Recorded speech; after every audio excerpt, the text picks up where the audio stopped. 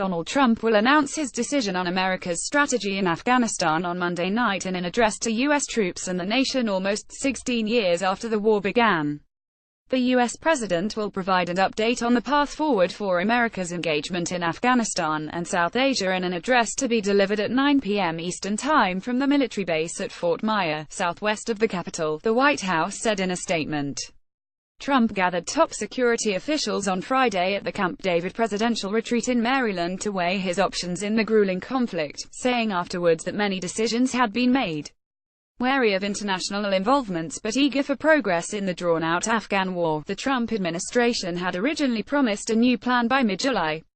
Trump was said to be dissatisfied by initial proposals to add a few thousand more troops in the country, and advisors were studying an expanded strategy for the broader South Asian region, including Pakistan.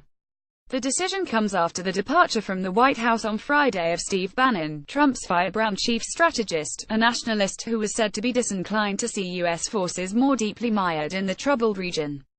Trump's defense secretary, Jim Mattis, confirmed in Amman, Jordan on Sunday that the administration had agreed on a new strategy for Afghanistan after rigorous debate, but refused to provide any details about the decision.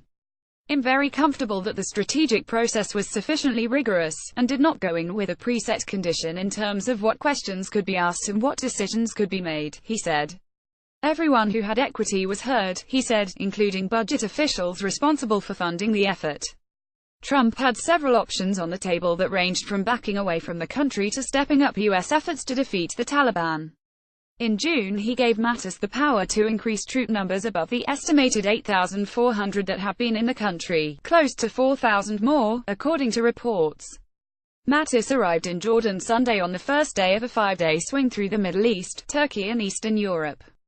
There are now about 8,400 U.S. and 5,000 NATO troops supporting Afghanistan's security forces in the fight against Taliban and other militants. But the situation has remained as deadly as ever, with more than 2,500 Afghan police and troops killed from January 1 to May 8.